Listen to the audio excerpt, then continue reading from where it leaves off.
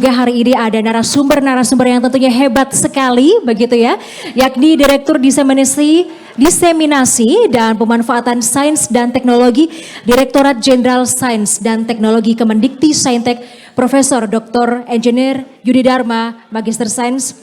Selamat siang Pak, apa kabarnya, baik? Baik. Kemudian ada juga tak kalah hebat, Guru Besar Fisika Teori IPB University, Profesor Dr. Husin Alatas Magister Sains. Apa kabar Pak? Baik, boleh tepuk tangannya semuanya. Dan juga hadir di sini sebagai panelis ada Dr. Adam Badra Cahaya, Bachelor Science, Master of Science, dosen MIPA Universitas Indonesia, sekaligus Ketua Kelompok Riset Fisika Kuantum Magnetik dan Ionik. Selamat siang Mas Adam, saya panggilnya Mas saja ya. Oke, baik, dan juga tentunya saya mengucapkan selamat datang kepada tamu undangan dan juga mahasiswa yang ada di sini dan juga media yang telah hadir. Mungkin saya boleh sapa juga mahasiswa yang bermitra dengan beasiswa OSC, boleh angkat tangannya? Oh, yang ada di sini dari kampus mana saja boleh tahu? Oke, Mercu Buana, Binus University. Oke, selamat datang ya. Baik, boleh tepuk tangannya sekali lagi untuk acara yang menarik di siang menjelang sore hari ini. Quantum and Everyday Technology from Pockets to Future. Nah, sebenarnya kalau kita bicara kuantum, tentunya generasi muda sekarang, Gen Z apalagi saya nih ya, masuknya tengah-tengah milenial dan juga Gen Z kurang familiar begitu ya terkait dengan kuantum itu apa. Dan ini juga sudah di-spill dari temanya From Pockets to Future. Sebenarnya ada apa sih di balik saku baju dan juga saku celana kita dan kaitannya dengan kuantum. Nah, Bapak Ibu semua, narasumber, panelis dan juga teman-teman mahasiswa, media serta tamu undangan, istilah kuantum tentu mungkin terasa kompleks ya dan juga rumit begitu untuk yang belum familiar mendengarnya dan juga mungkin bisa membuat kita mengernyitkan dahi. Apa sih kuantum itu? Namun pernah nggak sih kita coba menyadari terkait dengan kuantum tersebut, apa ya yang ada di balik saku kita? Nah, tersimpan salah satu keajaiban sains yang sungguh luar biasa, yang paling rumit yang pernah diciptakan oleh manusia. Coba tebak apa? Kita bisa bersuah foto pakai hal itu, kita bisa nyimpen dokumen, bisa tebak apa itu? Smartphone, betul sekali Kak Citra, thank you sudah menjawab. Ya betul sekali, nah smartphone ini adalah salah satu hal yang kita gunakan untuk banyak melakukan hal ya, membantu kita setiap harinya.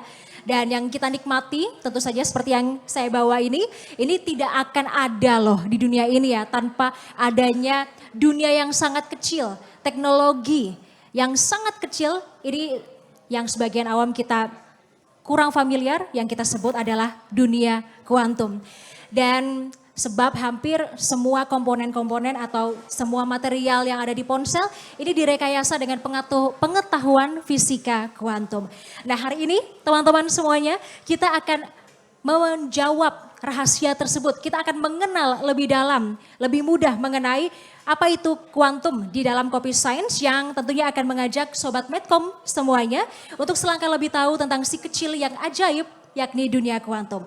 Karena dari yang kecil tersebut ini ternyata bisa membawa kita ke sesuatu yang lebih besar. Mulai dari menyembuhkan penyakit seperti MRI, PET scan, CT scan, bahkan mengamankan data. So, langsung saja mari kita sama-sama selangkah lebih paham mengenai kuantum tersebut lewat Quantum and Everyday Technology from Pockets to Future. Boleh tepuk tangannya sekali lagi. Baik Sobat Medcom semuanya dan teman-teman semuanya, sebelum kita akan membahas lebih jauh, kita akan mendengarkan sambutan dari pemimpin redaksi medcom.id, Bapak Ahmad Firdaus. Kepada Bapak Firdaus kami persilahkan.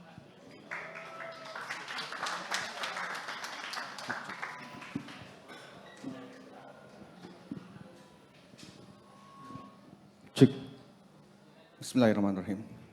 Assalamualaikum, selamat siang teman-teman semua. Terima kasih sudah datang ke acara yang luar biasa ini ya.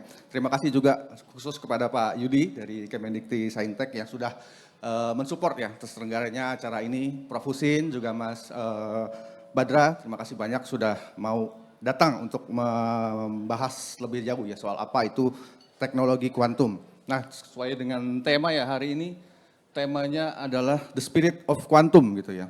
Saya sepakat tadi ya dengan Arbida bilang kalau misalkan teknologi kuantum memang apa ya, bahasan yang belum familiar ya di telinga kita. Tapi mau nggak mau, suka nggak suka ternyata relate ya, ternyata teknologi kuantum ini sama kehidupan kita di sehari-hari. Nah, mungkin untuk penjelasan secara ilmiah apa itu kuantum dan bagaimana penerapannya di kehidupan kita sehari-hari, mungkin profesor-profesor saya yang ada di depan lebih bisa menjelaskan secara ilmiah atau secara detail ya. Saya cuma ngasih mungkin sedikit gambaran gitu ya soal apa yang AI sudah lakukan atau apa yang sudah kuantum lakukan terhadap dunia kita, terutama saya adalah di dunia jurnalistik di kita, terutama yang mungkin yang sangat relate adalah soal AI ya Pak. Jadi penggunaan AI di kita ini sudah sangat lekat gitu ya, terutama di dunia jurnalistik, di kita terutama di medcom.id, penggunaan AI sudah mungkin 20% ya, kita membantu kita dalam menulis, dalam meriset, semua kita dibantu oleh AI. Buat teman-teman juga AI juga banyak mungkin ya, teman-teman mahasiswa udah menggunakan AI ini untuk presentasi mungkin, atau mungkin ada juga di sini yang buat skripsi dibantu pakai AI. Mudah-mudahan jangan ya. Terus teknologi kuantum juga memiliki banyak manfaat ya di berbagai bidang gitu. Penemuan di bidang kesehatan gitu, tentang penemuan obat atau mungkin penemuan teknologi untuk deteksi penyakit gitu ya. Mungkin kalau untuk yang relate, mungkin paling relate dengan kehidupan kita sehari-hari ya soal transaksi keuangan ya. Sekarang udah nggak perlu lagi pakai cash, kita cuma perlu pakai scan barcode aja udah mudah tuh untuk melakukan transaksi gitu. Nah, tentu semua ini nggak akan terwujud dalam semalam gitu ya. Masih banyak tantangan yang harus kita hadapi, tapi yang paling penting ini bukan cuma urusan para ilmuwan di laboratorium, ini adalah kesempatan bagi kita semua. Saya percaya masa depan teknologi kuantum akan ditentukan oleh kolaborasi antara ilmuwan, insinyur, pebisnis, bahkan kita semua yang ada di sini. Mungkin dari teman-teman mahasiswa punya cita-cita kemungkinan jadi programmer kuantum berikutnya, atau mungkin jadi pengusaha yang membangun startup di bidang ini.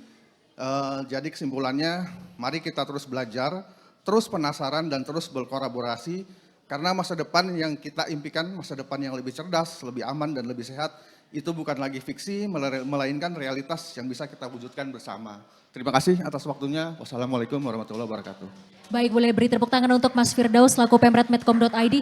Terima kasih Mas untuk speech hari ini. Ini luar biasa banget ya Mas ya. Ini juga artinya ketika kita mendorong begitu ya anak-anak muda untuk punya minat tentunya untuk mencapai Indonesia yang maju begitu ya Mas Daus ya. Nah, terkait dengan bagaimana sih cara Indonesia khususnya Kemendikti Saintek ini meningkatkan minat anak-anak muda, Gen Z ya kita sebut saja, begitu untuk punya minat di dalam dunia sains, teknologi, engineer maupun matematik, khususnya terutama terkait dengan kuantum.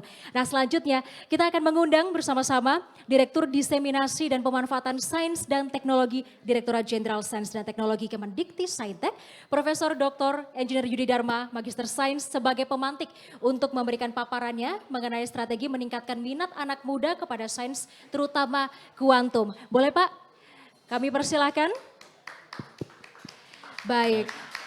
Apa kabar Bapak? Baik, alhamdulillah. Baik, Bapak berarti hari ini kita tentunya akan membahas mengenai apa itu kuantum begitu ya dan bagaimana anak-anak muda ini punya minat ya Pak ya terkait dengan dunia sains khususnya kuantum itu sendiri. Dan maka dari itu kita persilakan untuk Pak Yudi membahas mengenai hal tersebut. Terima kasih Pak. Terima kasih.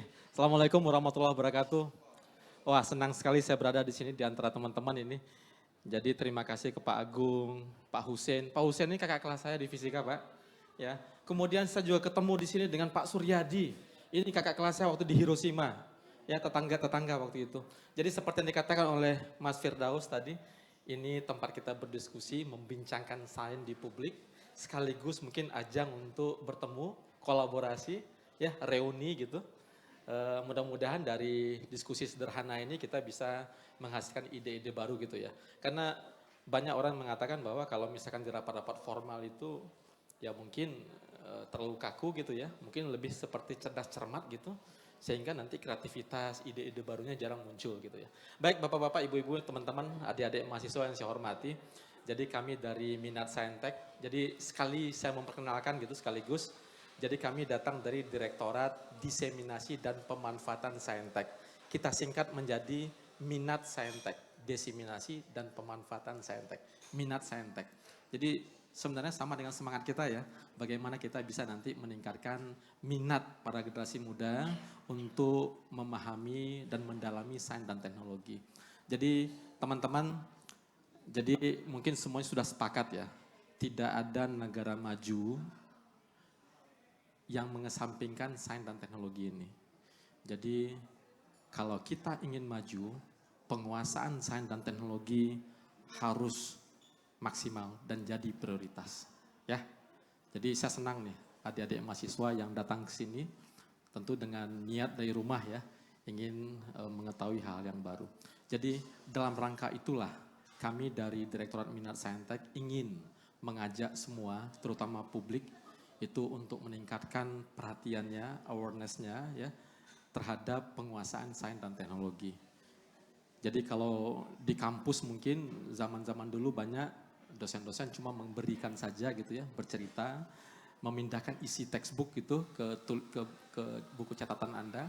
Kalau sekarang kita ingin mengajak bagaimana kita berdialog. Kalau setelah dialog nanti kita lebih jauh lagi ingin mengajak partisipasi Anda. Jadi pada akhirnya nanti ada suatu keterikatan lah, ada engagement antara teman-teman yang lebih dulu menguasai saintek dengan yang ingin menguasai saintek. Mungkin para generasi muda kita gitu ya. Jadi kami dari Direktorat Minat Saintek punya peran, punya tugas lah. Itu untuk membawa publik, membawa masyarakat untuk lebih dekat ke saintek. Artinya apa? Tugas kamilah nanti itu membumikan sains dan teknologi ke masyarakat. Nah ini adalah salah satu wahana, satu cara yang kita harapkan efektif gitu. Karena di sini kita mungkin ya mudah-mudahan tidak ada sekat-sekat yang membatasi kita untuk berdiskusi gitu ya secara formal. Jadi silakan. Ya saya juga sangat mendorong nanti adik-adik mahasiswa untuk ya berinteraksi, bertanya gitu ya. Ada rasa ingin tahu yang muncul, ada curiosity yang timbul gitu ya. Sehingga nanti kita bisa saling belajar. Kalau ada pertanyaan kami di sini yang kebetulan diminta jadi narasumber, tidak ada jaminan bisa menjawab itu. Tapi kalau misalkan ada pertanyaan nanti yang kami belum bisa menjawab, kami akan belajar, nanti kita ketemu lagi, diskusi lagi nanti. Ya gitu ya. Jadi pada prinsipnya ini, saya pilih judul Menyongsong Masa Depan Sains dan Teknologi Kuantum di Indonesia. Ya. Jadi sedikit saya kasih prolog teman-teman adik-adik mahasiswa. Mungkin di sini ada senior-senior kami juga, ada teman-teman sebaya. Mungkin masih ingat yang lahir sebelum tahun 80-an. Tahun 80-an itu kita dihebohkan dengan istilah turbo gen gitu ya. Jadi mungkin dulu tuh ada mobil-mobil yang ditumpangi dengan itu turbo. Muncullah turbo explorer, turbo recording, genetic engineering, genetic probe dan macam-macam. Di saat itu kata-kata turbo menjadi kata yang sangat keren lah gitu ya. Kalau orang mengerti turbo kesan itu sangat ya orang yang mengerti sains gitu. Kemudian tahun 1990 muncul lagi istilah baru, yaitu tentang holo, cyber, micro gitu. Mikrobiologi, mikroelektronik gitu ya. Kemudian adalah nanti holografi, holospektra. Jadi ada semacam apa namanya ya, nostalgia gitu, memori kita ya. Dari turbo kita pindah ke holo, cyber dan macam-macam. Kemudian tahun 1995 saya ingat nih, awal-awal saya masuk ITB dulu. Itu muncul istilah bla bla bla bla .com. Wah, itu kita sudah mulai tuh masuk ke dunia internet ya Pak Suryadi ya. Jadi semuanya identik dengan .com gitu. Pokoknya dikasih sedikit .com. Wah, itu sudah menandakan kita masuk dunia internet gitu. Kita sudah terhubung gitu situ. Kemudian tahun 2000. Nah, kira-kira tahun 2000 mungkin banyak di antara adik-adik atau teman-teman yang sudah ya sekarang mungkin sudah tidak terlalu wah lagi, tapi di saat itu kata-kata nano yang artinya sangat kecil, tiny kecil sekali, ditulis besar-besar itu. Nanoteknologi, sampai ke nano yang aneh, nanoscale, nanosecond, nano tsunami juga ada ya, macam-macam. Di saat dulu tuh, jadi mungkin mahasiswa di sini banyak yang kelahiran tahun 2000-an mungkin ya. Jadi tahun 2000 tuh sudah mulai tuh istilah nano dipublikasikan. Ini Pak Suryadi, waktu itu kita pertama ketemu tahun 2000 ya Pak ya. di Hiroshima, ini senior saya. Kebetulan kami dulu tuh di ADSM ya, Quantum Matters gitu. Dosennya Pak Suryadi itu salah satu orang hebat di Jepang dulu, malah saya dengar-dengar dulu itu salah satu orang yang digadang-gadang jadi pemenang Nobel dulu, ya, Yamanashi. Nah kemudian, setelah tahun 2015, 2020 itu teknologi semakin kompleks. Muncullah smart material dan device, ada AI, ada IoT gitu ya, ada big data, quantum science dan teknologi, malah yang lebih spesifik lagi tentang quantum computer. Ya, itu sudah mulai booming sekarang. Nah inilah gambaran lompatan-lompatan teknologi yang bisa kita lihat. Ini ada semacam apa ya, driving force gitu, suatu hal yang mendorong munculnya perkembangan suatu teknologi. Jadi the commodity for our comfort. Masih ingat gambar-gambar ini bisa lihat nggak? Jadi kalau misalkan kalian dulu atau kami dulu ya nonton konser, biasanya dibekali dengan lilin. Atau bagi yang ngerokok pakai matches gitu, korek gitu ya. Jadi di saat kita ingin berpartisipasi terhadap satu konser ya kita bakar lilin gini, ikut-ikut gitu ya, ikut konser lah. Ya kan? Dulu gitu. Ini zaman dulu. Kalau sekarang, sudah agak berbeda sekarang. Jadi sekarang itu orang sudah menggunakan smartphone-nya. Ya, nyalakan LED-nya.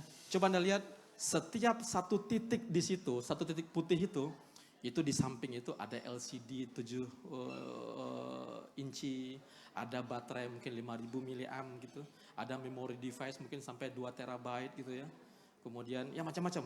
Itu satu titik ini ya. Itu mewakili LED, light emitting devices, yang mana itu juga cara kerjanya nanti akan dijelaskan oleh Prof. Husin nanti mungkin ya. Itu fenomena kuantum juga di situ, bagaimana elektron tereksitasi dari satu energi ke energi lain, kemudian melepaskan energi. Energi yang dilepaskan berupa cahaya, tergantung panjang gelombangnya. Kalau 660 nanometer pasti merah, 520 nanometer pasti hijau, 400 nanometer pasti biru. Ya, jadi warna ditentukan oleh panjang gelombang. Berapa energi tadi yang dipancarkan oleh elektron, itu kuantum. Ya, jadi Anda punya LED, sekarang LED-nya warnanya putih. Zaman dulu tuh nggak ada itu. Dulu tuh yang pertama kali ada warnanya merah. Itu terbuat dari gallium arsenide 660 nanometer. Kemudian dihasilkan warna hijau, gallium nitride ya, 520 nanometer. Terakhir tahun 2000 ya, tahun 90-an gitu tuh. Nanti Pak Husain akan cerita juga muncul blue LED ya. Pemenang Nobelnya tahun 2014 waktu itu. Muncul blue LED 400 nanometer. Dengan adanya blue, green dan red muncul putih ya. Jadi tahun 2014 dulu tuh Tokyo itu dulu dihiasi dengan laser LED yang berwarna-warni, salah satunya putih, untuk menghargai pemenang Nobel dari Jepang waktu itu ya. Jadi ini sebenarnya dalam kehidupan kita sehari-hari kan ya. Jadi ya teman-teman yang dari STEM gitu mudah-mudahan paham apa yang Anda bawa itu sebenarnya ya itu sebenarnya sesuatu yang sudah berbasis dengan teknologi kuantum ya. 1943 inilah bentuk komputer di saat itu. ENIAC namanya. Bayangkan satu ruangan besar ya. Bobotnya 30 ton adik-adik, saudara-saudara teman-teman. 19.000 tabung transistor, kebayang besarnya pakai tabung hampa itu. Kemudian kemampuannya cuma bisa menyimpan 20 kata memori, itu pun dalam bentuk akumulator elektronik. Bayangkan ruangan besar 30 ton ya, sebesar itu apa yang kebayang oleh orang. Tahun 1943. Inilah awal dari komputer, computing system waktu itu. Besar, luas. Muncullah prediksi dengan melihat kondisi komputer waktu itu. Tahun 1943 Thomas Watson, ini chairman dari IBM cerita, wah kalau komputer seperti ini, sepertinya di dunia itu mungkin cuma akan ada 5 komputer besar, rumit, gede gitu ya. Prediksinya orang-orang hebat itu ya. Kemudian ada juga Popular Mechanics tahun 1940 mengatakan mungkin ya kalau misalkan teknologi bertambah, maju, paling nanti komputer itu nanti beratnya mungkin bisa mencapai 1,5 ton. Dari 30 ton jadi 1,5 ton. Kebayang bawanya gimana gitu ya. Itu prediksi orang zaman dulu. Kemudian si Ken Olsen, ini dari DEC tahun 1977 juga membuat prediksi. Apa katanya dia? Nggak ada alasan untuk penduduk, untuk masyarakat itu beli komputer dan naruh di rumah. Ya, Karena tadi ruangan besar, berat, gede gitu ya. Ini yang Bill Gates aja bilang waktu itu gitu. Paling masing-masing orang itu cuma perlu memori itu 640 kilobyte. Apa yang bisa sekarang? Satu foto aja sekarang 4 megabyte. Oke? Ya, paham ya? Ini prediksi orang melihat kondisi komputer di saat itu. Malah sampai tahun 1981, Bill Gates masih menduga, wah kalau seperti itu perkembangannya, ya paling ya orang nggak perlu memori banyak-banyak lah, 640 cukup gitu per orang gitu. Tapi sekarang gini, teman-teman adik-adik, ada suatu lompatan yang terjadi. Ya, jadi mungkin tahun 1995 mungkin masih pakai tabung, belum banyak itu. Malah hampir tidak ada yang menggunakan LCD, LED gitu ya, monitornya. Malah saya pertama kali itu nonton film Minority Report gitu yang pakai itu tuh tahun berapa waktu itu. Itu pun adanya di film waktu itu ya. Nah setelah itu sekarang terjadi ada lompatan di situ, lompatan teknologi yang mengizinkan kita untuk mencoret semua prediksi orang tadi. Sekarang komputer 1,5 kilo cukup, ya. Mungkin satu orang sekarang bisa punya 2 atau 3 di rumahnya kan, ya. Mungkin yang hadir di sini sekarang aja ada yang bawa komputer mungkin lebih dari 1 mungkin laptop. Bayangkan? Jadi lompatan teknologi tadi bisa mematahkan prediksi even orang-orang hebat waktu itu, Bill Gates, Ken Olsen dan macam-macam. Ya, jadi begitu kira-kira awal mula ENIAC. Sekarang muncul ini, ada yang namanya quantum computing yang tidak pakai byte lagi tapi pakai qubit. Nanti mungkin kalau tertarik kita bisa diskusikan nanti itu ya. Jadi bentuknya seperti ini teman-teman. Mungkin sudah banyak yang lihat walaupun sekarang sudah ada yang tabletop gitu ya.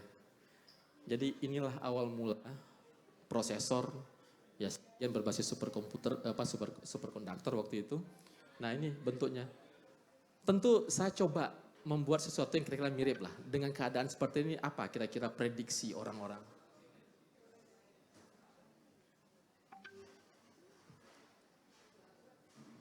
Ini dari IBM, dari Google ya, saya ambil fotonya. Nah ini kira-kira ada roadmap kuantum yang pernah dibuat oleh beberapa orang secara sederhana. Jadi quantum science itu, ilmu kuantum itu sudah dimulai dari 1 abad yang lalu. Sekitar ya abad 19, awal abad 19. Di situ sudah dibuat lah ya, pemahaman tentang basic quantum science. Sudah diceritakan juga bagaimana qubit gitu ya, error rate-nya gimana. Kemudian tahun 2016 IBM berani launching quantum experience-nya, quantum computing-nya, ya. Jadi di situ sudah mulai ada. Kita di daerah yang tengah itu kita kenal dengan masa quantum ready. Sekarang kita sudah mulai sekarang nih mendapatkan keuntungan. Jadi quantum advantage dari situ yang akan terus kita kembangkan gitu ya. Jadi ini kira-kira bentuknya dari IBM. Ini foto waktu saya mengikuti conference di Jepang, di Tokyo. Saya foto aja. Jadi di saat itu sudah yang dari IBM itu sudah dimanfaatkan lebih dari 7,2 juta eksperimen. Sudah 150.000 Qiskit yang memanfaatkan, lebih dari 1.500 perguruan tinggi yang terlibat. Jadi sudah mulai ada pemanfaatan di situ ya.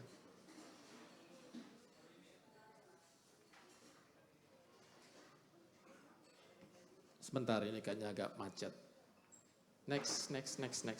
Sebentar. Nah ini, jadi dari keadaan yang tadi itu juga ada prediksi untuk masa depan dari kuantum komputer ini. Jadi IBM memprediksikan untuk tahun 2023 gimana, dan seterusnya gitu ya. Dan ternyata lebih cepat lagi. Tahun 2021 sudah ada nih, quantum computing di atas meja, desktop ya. Mungkin beberapa di Indonesia itu sudah pernah ada yang beli ya. Jadi di situ terlihat bahwa ada suatu lompatan ya, lompatan teknologi yang muncul. Jadi kalau misalnya kita bertanya atau melihat gitu, kira-kira yang cukup jadi perhatian dan prioritas gitu dari teman-teman penggiat quantum devices, ya salah satunya adalah quantum computing ini ya. Jadi diharapkan nanti itu bisa menyelesaikan banyak hal ya. Ambil contoh misalkan ya untuk penemuan material baru gitu misalkan ya. Ada yang bisa menebak mungkin kira-kira berapa material yang sudah dikenal sekarang? Berapa jenis gitu? Yang mahasiswa? Ada? Berapa jenis gitu material yang sudah pernah kita list, kita kenal? Ya, sebutlah 1 miliar ya. 1 miliar material. Tapi dengan quantum computing nanti, kita bisa propose gitu, 10 pangkat 62 material baru. Ya. Jadi unsur-unsur tadi dikombinasikan, cari kondisi paling ya seperti air H2O itu satu ya. ZNO itu satu. Jadi unsur saja yang seperti ada di tabel periodik mungkin 130 berapa gitu ya. Tapi dengan adanya quantum computing nanti kita bisa nanti create material baru lebih banyak lagi. Material yang saat ini belum pernah ada di alam. Kita bisa membuat artificial material suatu saat. Ya. Ini kira-kira dengan adanya kemajuan kuantum teknologi nanti AI mungkin akan memperkenalkan sesuatu, ada new material, new devices, new architecture, ada quantum computing, mungkin bentuknya udah nggak seperti komputer sekarang lagi, ya. Itu bisa berubah, bisa nanti berubah. Ada lagi nanti suatu sistem yang kita kenal dengan IoT, merupakan stacking dari beberapa sensor dan platform gitu ya. Nah, saya cerita sedikit tentang ini. Ini adalah perjalanan penemuan suatu device yang kita kenal dengan transistor, yang merupakan salah satu device yang menjadi core-nya atau intinya piranti-piranti elektronik.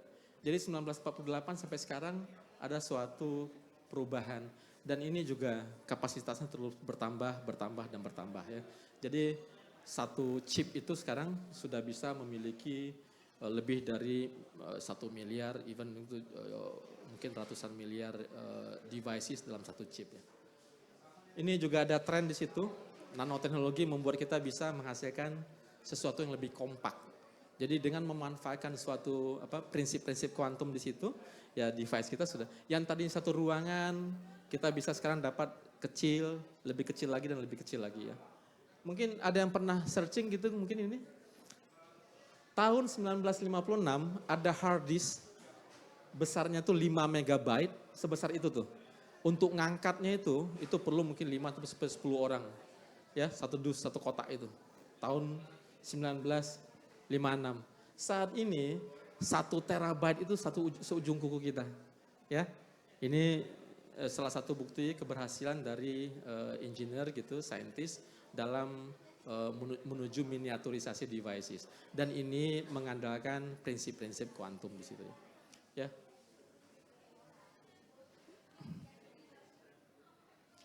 Sebentar, ini kayaknya ada yang macet ya, sebentar ya. Nah, saya nggak tahu nih usia daripada mayoritas audiens di sini. Yang paling pojok kanan ada yang tahu nggak? Pager. Zaman dulu kita nyanyi pager ya. Kalau misalkan mau janjian, mau apel gitu ya. Apel, sorry ya. Apel dengan apel sama ya. Cuma cara mengucapkannya beda. Mau apel, janjian ya. Wah, itu harus lewat operator dulu tuh. Telepon seperti itu sekarang. Kalau musik gagah sekali kalau kita punya Walkman dulu ya. Kemudian untuk nonton TV, camcorder semacam berbeda-beda semua. Sekarang dulu juga kita ingin melihat retina ya, sidik jari, sensor glukosa dan macam-macam, itu satu alat satu fungsi sendiri ya. Jadi jam tangan sekarang masih ada yang pakai, walaupun di handphone masih sudah ada kan ya. Jadi satu device, satu fungsi di saat itu. Ada suatu era sekitar tahun 2020 itu era ubiquitous namanya. Semuanya sudah ada di situ. Nonton TV satu device, kamera merekam, berkomunikasi ya, macam-macam satu device. Jadi semuanya itu bisa kita ganti dengan satu gadget. Yang mana sekarang itu ada di kantong kita semua. Jadi makanya ini kecil-kecil di sini, untuk LED itu kuantum, untuk memory device kuantum, untuk baterai kuantum ya. Jadi yang Anda pegang itu sebenarnya adalah produk dari sains dan teknologi kuantum ya. Jadi saya tertarik misalkan ngambil foto selfie dengan audiens.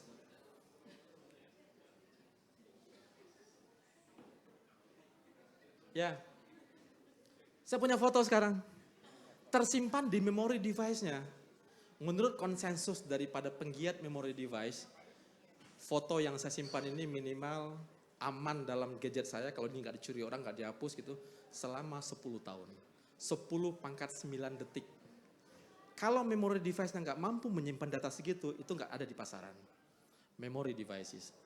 Yang tadinya kekuatannya atau harapannya cuma 640 kilo, kalau si Bill Gates bilang sekarang ini 1 terabyte. 1 terabyte. Mungkin ada yang lebih besar lagi daripada situ. Mungkin 2 atau 3 perpustakaan bisa masuk ke sini nih, teman-teman. Video juga sama. Ini barusan saya ambil foto, video juga sama. Foto barusan yang saya ambil bisa saya kirim sekarang ke belahan dunia lain dalam order kurang dari mungkin 1 detik gitu ya. Ordernya masih millisecond. Karena memory device tadi, itu ordernya ada yang picosecond, ada yang microsecond. Bayangin, itu semuanya kuantum. Ya, apa yang terjadi di sini? Kok bisa? Yang ada di handphone saya kirimkan ke handphonenya Pak Suryadi. Tanpa rusak. Warna hijau yang ada tadi, warna hijau juga sampai di handphonenya Pak Suryadi. Ya, ada video sama, ada suara sama, rekaman yang ada tadi itu terkirim. Itu semua fenomena kuantum. Ada gelombang elektromagnetik di situ, ya. Dan yang lebih gila lagi, semua itu cuma perilaku bagaimana kita berteman dengan elektron ya Pak Suryadi ya. Perilaku elektron lah yang kita pahami, ya.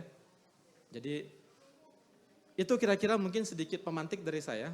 Jadi sebenarnya yang Anda pegang itu adalah device-device yang sudah menggunakan prinsip-prinsip kuantum. Dan kita dengarkan narasumber yang sebenarnya, itu Prof. Husin, itu akan bercerita sedikit tentang sains dan teknologi kuantum. Jadi demikian sedikit pemantik dan pengantar dari saya, semoga tidak membosankan. Mudah-mudahan jadi tertarik untuk belajar hal-hal yang sifatnya saintek. Ya. Harapan kami di kemudian hari adalah kita tidak hanya sebagai pengguna, pembeli, tapi nanti akan lahir tokoh-tokoh yang bisa memperbaiki dan produksi device-device kuantum masa depan yang bisa menjadi pembantu gitu, memudahkan kegiatan kita sehari-hari, baik berkomunikasi, untuk entertainment dan macam-macam. Ya, demikian mungkin dari saya kembalikan lagi ke Mbak Moderator. Terima kasih, Assalamualaikum warahmatullahi wabarakatuh. Baik, terima kasih Pak Yudi untuk waktunya. Beri tepuk tangan sekali lagi. Ini menarik sekali ya. Berarti Pak Yudi, saya mau bertanya sedikit, artinya kalau kita sudah memahami teknologi kuantum dengan baik, kita bisa mencapai Indonesia Emas 2045? Mungkin kita bisa lompat, mungkin kalau misalnya kita bisa mengalahkan yang lain gitu ya. Ini berkompetisi loh orang ya. Jadi orang berlomba-lomba untuk menguasai teknologi dan ilmu pengetahuan ini, banyak investasi yang mungkin tidak terbayangkan oleh kita, industri, pemerintah gitu dan negara maju, investasi untuk bidang ini. Nah, tentunya kita harus mulai mengikuti itu dan kita harus mulai untuk berkompetisi dengan mereka. Ibarat tadi, ya kita sekarang kebanyakan mungkin lebih sebagai pengguna dan pembeli komputer smartphone yang Anda pakai. Jadi harapannya nanti kalau misalnya kita bisa produce sendiri, nah ya 270 masyarakat Indonesia nanti memanfaatkan karya-karya dari produk Indonesia. Oke, Ya. baik, terima kasih Pak Yudi. Untuk waktunya maaf ya Pak, tadi ada tambahan 1 pertanyaan untuk saya. Ya. Dipersilakan untuk duduk Oke, kembali. terima kasih. Nah, tentunya tadi dari pemaparan pemantik kita hari ini, Pak Yudi dari Kemendikti Saintek, begitu kita jadi mengetahui ya bagaimana teknologi kuantum, bagaimana cara pandang kita terkait dengan teknologi kuantum itu sendiri, dan tadi juga ada pesan terselip nih khususnya untuk mahasiswa-mahasiswa yang ada di sini ya. Ini untuk punya minat di dalam sains, kemudian juga untuk mengeksplorasi begitu ya, tidak hanya menjadi mengetahui saja tapi jadi tokoh dan juga ahli kuantum begitu ya untuk menciptakan device-device kuantum. Nah itu tadi, selanjutnya kita akan lebih mendalami, mempertajam terkait dengan kuantum itu sendiri. Kita akan mengundang kali ini ada Prof. Husin Alatas, Guru Besar dari IPB University. Silakan Prof. Beri tepuk tangannya.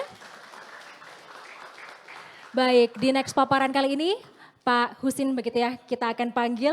Nah ini terkait dengan lebih dalam dari sisi akar ilmu yang mendasari kuantum itu sendiri begitu ya Pak Husin. Baik silakan untuk pemaparannya. Baik, terima kasih. Bismillahirrahmanirrahim. Assalamualaikum warahmatullahi wabarakatuh. Apa kabar rekan-rekan mahasiswa? Sehat ya? Masih semangat ya? Alhamdulillah. Ya, jadi saya dikasih mandat nih, dikasih amanat sama Pak Yudi untuk kita berdiskusi mengenai kata kuantum. Ya, kalau di masyarakat ini kuantum sebetulnya lumayan populer ya. Ada kuantum ikhlas, ada kuantum rejeki dan yang lain sebagainya. Ya, tapi kadang-kadang kalau mau disebut kuantum ada yang takut-takut gitu kan ya. Wah, ini makhluk apa gitu. Nah, sementara nenek moyang kita sudah punya pepatah, tak kenal maka tak sayang.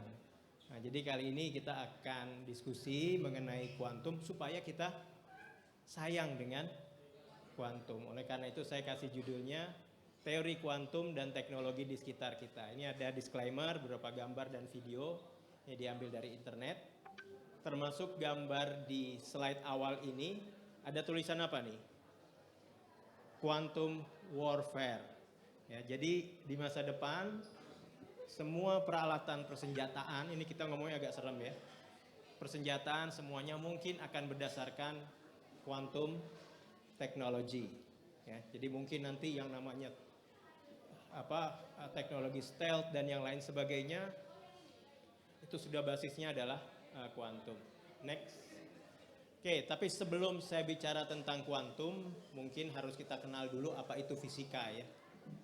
Jadi fisika itu apa? Fisika ini mengkaji dinamika alam yang dapat, nah ini kata kuncinya, dapat diobservasi. Kalau diobservasi berarti ada pengamat dan kemudian dapat diukur menggunakan peralatan. Ya. Mungkin nggak ada yang ngeh gitu ya, bahwa ketika kita nonton bola itu isinya fisika semua. Ya. Contohnya ini gerakan bola yang ditendang. Ya, gerakan bola yang ditendang. Tahu Cristiano Ronaldo ya? Ya. Ketika dia nendang bola, bolanya itu bisa melengkung ya. Betul nggak? Pertanyaan saya, ketika Ronaldo menendang dengan teknik tendangannya, dia sudah tahu nggak bahwa bolanya akan kemana?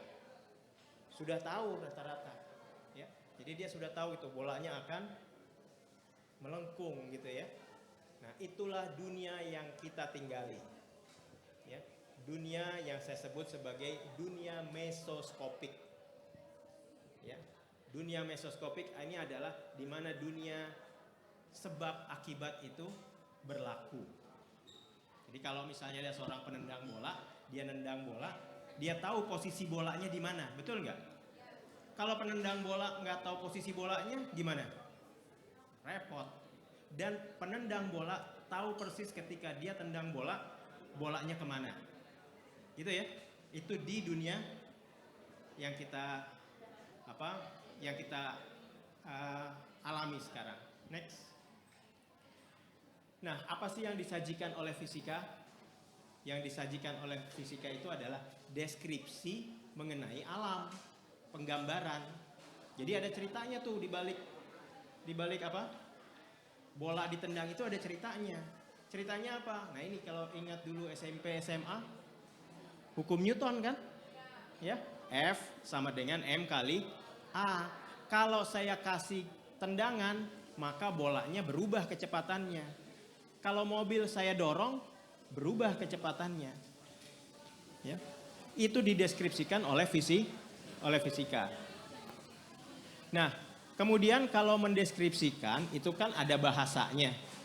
Nah, bahasanya itu pakai matematika. Jadi F sama dengan M kali A ini tidak lain adalah bahasa matematika. Nah, yang uniknya dari F sama dengan M kali A ini kita bisa membuat berbagai macam prediksi. Ya. Kita bisa membuat berbagai macam prediksi, termasuk para pemain bola. Mungkin dia pakai fisika juga. Dia tahu ini, kalau misalnya saya tendang caranya begini, maka bolanya lintasannya akan sedemikian rupa. Ya, itu gunanya fisika. Bisa membuat prediksi. Prediksi apa sih? Ramalan ya. Apa perkiraan. Oke, lanjut. Nah, sebelum kita lanjut, saya mau tampilkan ini dulu, bahwa alam ini akan saya bagi menjadi 3 skala. Ya, ada skala mikroskopik, ada skala mesoskopik, ada skala makroskopik. Skala makroskopik itu yang di luar bumi. Ya, planet, bintang, galaksi, alam semesta, itu adalah skala makroskopik. Nah, skala mesoskopik itu skala kita ini. Ya. Ukuran badan kita, ukuran meja, mobil, pohon-pohon sampai bumi itu mesoskopik. Nah, dari molekul ya, molekul pembentuk kita nih sampai ke atom, sampai ke yang lebih kecil dari atom kita sebut sebagai mikroskopik. Ya, jadi kita bagi 3 level skala di alam semesta ini. Next. Nah, ranah bermainnya fisika di mana? Ranah bermainnya fisika mulai dari quark dan lepton. Ya, ukurannya itu 10 pangkat minus 18. Apa artinya? 10 pangkat minus 18 meter. Artinya 1 meter itu dibagi 1 juta triliun. Ya, 1 juta triliun.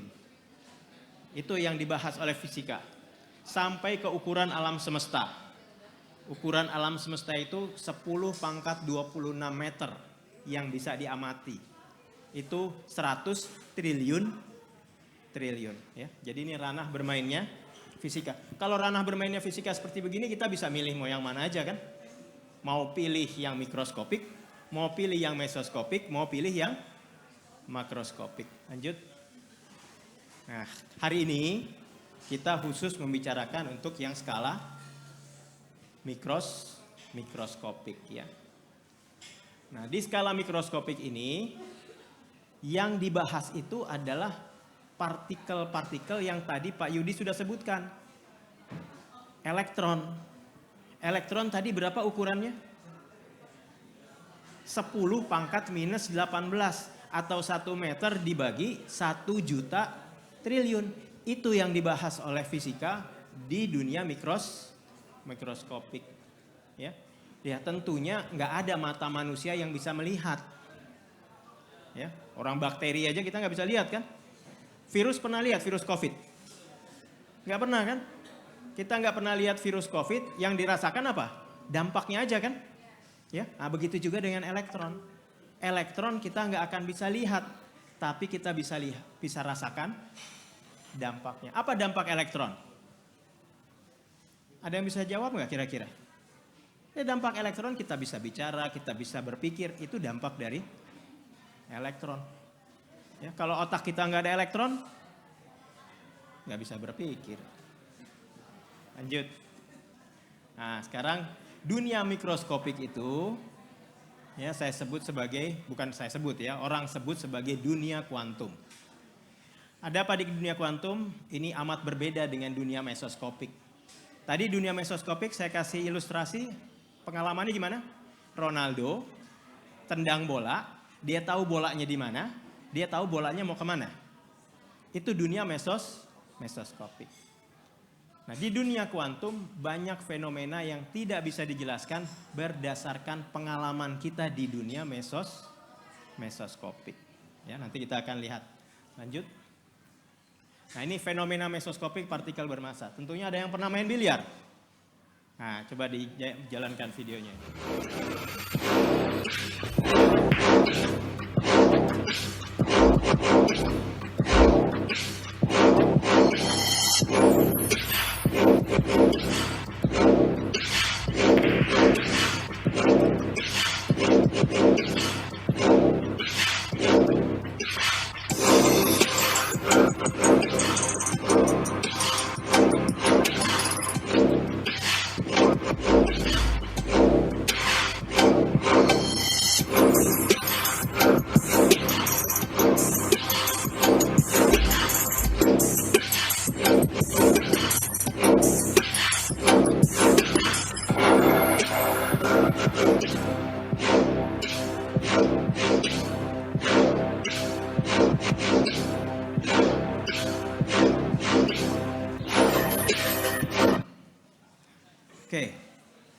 Ini dalam skala mesoskopik kita sebut fenomena partikel yang bermassa. Ya, jadi bola biliar tadi, kalau ketemu bola biliar yang lain, dia akan bertumbukan. Ya, dan bola biliar kan nggak nyebar kemana-mana kan, hanya ada di satu tempat aja kan. Ya, itu disebutnya partikel tersebut terlokalisasi. Ya, ini fenomena di dunia mesoskopik. Mesoskopik itu dunianya siapa? Dunia kita, ukuran kita. Ya, oke lanjut. Nah, sekarang ada lagi fenomena lain di dunia kita ini, yaitu fenomena gelombang. Nah, bisa dijalankan videonya. Nah, ini gelombang apa nih? Ini apa nih? Air kan? Air dilempar sama batu akan timbul riak. Itu adalah gelombang. Ya, dan ini fenomenanya terdelokalisasi. Bisa menyebar kemana-mana. Kalau tadi bola biliar hanya di satu tempat aja. Kalau kita dorong baru dia berpindah. Ya. Kalau ini fenomenanya terdekalisasi. Video kedua, back. Yang satunya bisa nggak nih? Yang sebelah kanan. Nggak bisa ya? Wah, padahal ini yang paling penting. Diklik yang satunya lagi. Oke, nggak bisa, nggak apa-apa. Oke, kita lanjut. Nah, ini tahu kelereng ya? Kalau orang Betawi bilangnya gundu. Ya, ini kelereng. Coba kalau kelereng, next. Nah, saya lewatkan pada celah seperti begini. Apa yang terjadi kalau kelerengnya dari sini ke sini? Numbuk tembok ya. Oke, tapi kalau diletakkan di tengah sini, next. Nah, dia akan lewat kan ke sini kan? Ya, ini fenomena mesoskopik. Kalau saya lihat kelereng ditembakkan melewati celah. Oke, nah, next. Sekarang kalau kelerengnya saya ganti dengan elektron. Yang ukurannya berapa tadi? 10 pangkat minus 18 meter. Nah, apa yang terjadi? Next. Nah, dilewati celah juga, tentunya celahnya kecil sekali ya. Lewatkan next. Nah, coba biarkan aja. Nah, di dunia mikroskopik yang diamati ya, elektronnya itu nggak seperti kelereng tadi. Kalau kelereng tadi ditembakkan lurus saja kan? Kalau ini dia bisa ke sini, dia bisa ke sini, dia bisa ke sini, dia bisa ke sini. Ya. Jadi fenomenanya berbeda dengan yang kita rasakan di dunia mesoskopik. Nah, perilaku seperti begini itu hanya ditunjukkan oleh gelombang. Di video yang kedua seharusnya tadi bisa jalan, ya. Itu ada fenomena yang namanya fenomena difraksi dan fenomena interferensi. Fenomena difraksi dan interferensi hanya diperlihatkan oleh gelombang. Ya, ternyata di dunia mikroskopik elektron ini memperlihatkan sifat seperti gelombang. Artinya dia tidak terdelokalisasi. Dia tidak terlokalisasi, tapi terdelokalisasi seperti layaknya sebuah gelombang. Lanjut. Nah, bagaimana kalau celahnya lebih lebar dibuat? Lanjut. Nah, ternyata kalau celahnya dibuat lebih lebar, dia bergeraknya lebih pasti. Kalau tadi kan tidak pasti. Bisa di sini, bisa di sini, bisa di sini. Kalau ini lebih pasti. Next. Nah, ini ada matematiknya sedikit. Ya, kenapa saya tonjolkan matematiknya? Karena tahun ini di dunia ini diperingati sebagai tahun kuantum internasional, International Year of Quantum. Tahun 1925 itu ada seorang ilmuwan Heisenberg, ya, yang mencetuskan pertama kali modern quantum theory. Teori kuantum modern. Nah, Heisenberg ini yang menemukan pertama kali, yang mengusulkan pertama kali ide bahwa kalau elektron saya lewatkan pada celah ini, ya, ketika saya tahu elektronnya ada di antara ini kan, elektronnya pasti ada di antara ini kan, ya. Nah, maka saya nggak tahu pasti dia mau kemana. Beda dengan bola yang saya tendang tadi. Bola yang saya tendang tadi gimana? Saya tahu posisinya, saya tendang, saya tahu dia mau kemana. Kalau elektron, tidak seperti itu. Kenapa? Karena elektron memperlihatkan sifat seperti gelombang. Oke, next. Nah, sekarang bagaimana kalau elektronnya melewati dua celah sempit? Next. Nah, sama. Ya. Nah, sekarang jadi pertanyaan. Kan saya letakkan elektronnya di sini. Kalau saya tembakkan, seharusnya dia kan nggak bisa lewat sini kan? Betul nggak? Ternyata dia bisa lewat ini tuh. Ini kalau saya ada dua celah gini, dia akan menempati tempat-tempat seperti ini. Ya, dia akan memperlihatkan pola distribusi elektron di layar ini seperti interferensi gelombang. Apakah itu ada di dunia mesoskopik? Tidak. Hanya ada di dunia mikroskopik. Berarti yang namanya elektron yang tadi kita kira seperti kelereng, ternyata dia punya sifat sebagaimana bola biliar, juga sebagaimana gelombang air. Nah, itu disebutnya dualitas gelombang partikel. Next. Nah, ini hasil eksperimennya. Ya, ini hasil eksperimen di mana ada dua celah dibombardir dengan elektron. Ya, ternyata didapatkan pola seperti ini. Ini sebetulnya pola gelombang. Kalau di video yang seharusnya tadi ada, ya, itu ditunjukkan bahwa kalau gelombang akan menunjukkan pola seperti ini. Sekarang elektron, ya. Oke, next. Nah, kelakuannya ini aneh. Ya, kelakuannya aneh. Elektron berperilaku seperti gelombang. Mau nggak mau, kita harus dipaksa untuk meyakini bahwa elektron itu, satu elektron bisa ada di dua tempat dalam waktu yang bersamaan. Itu konsekuensinya. Kalau kita percaya bahwa elektron itu punya sifat gelombang, maka kita harus percaya bahwa elektron bisa ada di dua tempat dalam waktu yang bersamaan. Ada nggak pengalaman sehari-hari seperti begitu? Nggak ada di dunia mesoskopik. Adanya di dunia mikroskopik. Next. Nah, sekarang ada yang tanya tentunya. Ya, ada yang tanya. Oh, kalau dibilang elektron bisa ada di dua tempat dalam waktu yang bersamaan, berarti kita cek aja dong.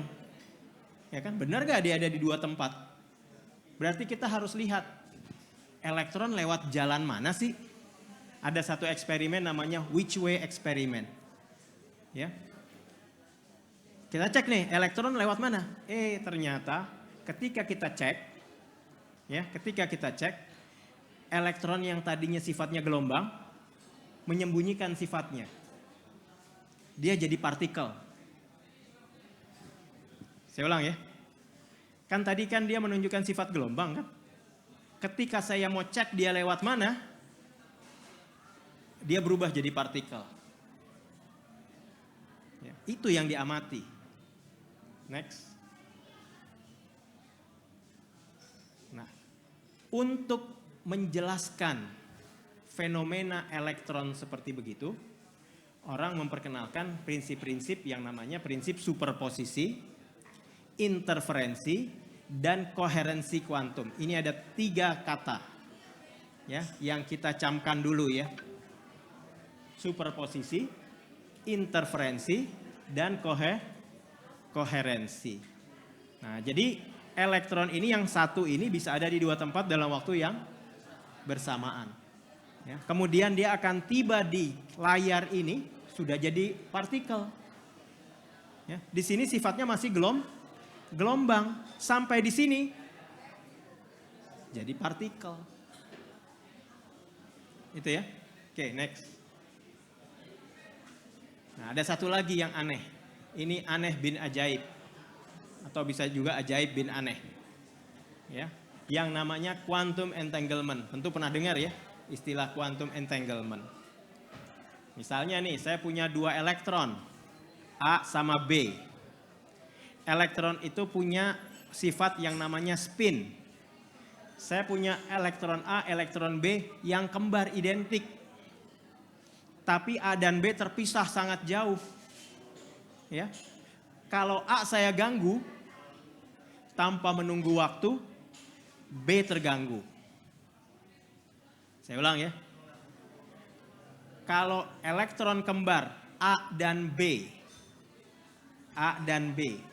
terpisah, yang A saya ganggu, maka yang B otomatis terganggu. Itu disebutnya entanglement. Ya. Jadi kalau saya sama Pak Yudi misalnya nih entanglement ya, entangle nih saya sama Pak Yudi. Saya dicubit. Rasa sakit kan? Seketika Pak Yudi juga rasa sakit. Ya. Itu kan biasanya hanya ada dalam orang yang lagi jatuh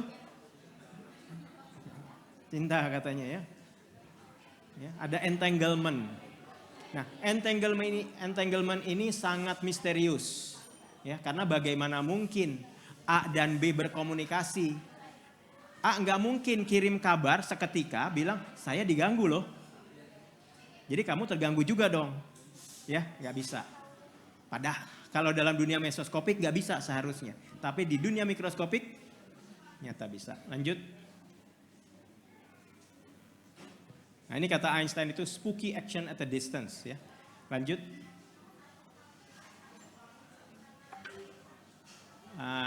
Ini mungkin lanjut aja dulu karena mengingat waktu. Nah, ini ya. Yang tadi saya bilang kalau tidak diamati ya, kalau tidak diamati dia perilakunya seperti gelombang. Tapi kalau diamati ya seperti partikel. Berarti sekarang elektron itu punya sifat tambahan kan? Oke, lanjut.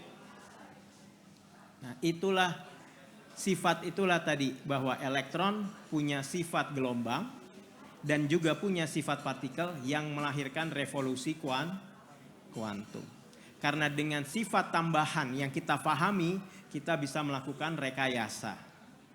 Nah, rekayasa itu sudah berlangsung dari tahun 1940-an dengan lahirnya material semikonduktor. Next. Nah, ini adalah revolusi kuantum yang pertama. Jadi pemahaman kita tadi mengenai perilaku elektron yang bisa bersifat partikel dan bisa bersifat gelombang itu melahirkan material semikonduktor ekstrinsik ya, dan juga teknologi laser. Ya, ini semikonduktor dan laser. Next. Nah, ini yang tadi Pak Yudi katakan. Ya, sifat dualitas tadi antara gelombang dan partikel yang diperlihatkan oleh elektron, itulah yang melahirkan apa nih? Smartphone. Yang melahirkan laser surgery, bedah laser. Bahkan bukan hanya buat bedah, buat kecantikan juga sekarang pakai laser. Ya, buat muka menjadi lebih kinclong, pakai laser. Ingat, laser bisa lahir karena pemahaman apa? Pemahaman bahwa elektron memiliki 2 sifat. Kemudian ini yang tadi Pak Yudi katakan, laser red, green, dan blue. Ya. Jadi ketika laser LED biru itu belum ketemu, itu orang udah hopeless ya. Ya, artinya yang namanya LED itu cuman buat ini aja lah, buat kedip-kedip pas lagi 17-an atau gimana gitu kan, nggak lagi ada fungsi macam-macam gitu ya. Hanya untuk display ya, untuk menarik perhatian saja. Tapi ketika Amano dan kawan-kawan itu menemukan light emitting diode yang warnanya biru, berarti kita bisa menciptakan warna putih dan warna-warna yang lain. Kenapa? Karena mata kita itu reseptornya di retina itu hanya ada red, green, dan blue. Ya, ketika blue ditemukan maka posibilitas untuk pemanfaatannya menjadi terbuka sangat lebar. Next. Nah, jadi from semiconductor to laser to red, green, blue LED, reshaping the face of human civilizations in the last 100 years. Ya. Dan Mike Lazaridis, ini CEO dari Research in Motion atau RIM, yang buat BlackBerry dulu ya, itu mengatakan bahwa smartphone is the triumph of theoretical physics, especially quantum theory. Ya, jadi tanpa teori kuantum tidak ada smart, tidak. Ini apa? Seperti jualan ya jadinya ya. Bukan jualan sih.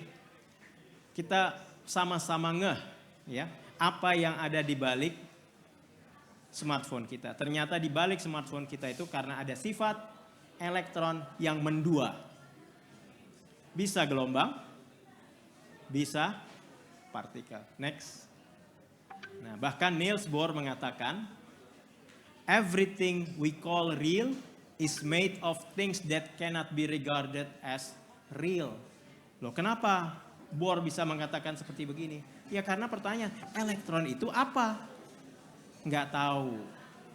Elektron itu kadang dia memperlihatkan sifat sebagai partikel, kadang dia memperlihatkan sifat sebagai gelombang. Dan kita dibangun dari elektron.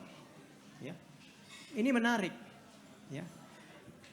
Kalau elektron saya dengan Bapak tukar-tukaran, no problem. Saya tetap saya, Bapak tetap Bapak. Ya. Tapi kalau kita tukar-tukaran darah, nah masalah. Ya. Nah, jadi sedemikian fundamentalnya elektron bahwa di semua kita memiliki elektron yang sama persis. Ya, jadi elektron kita semua sama ya.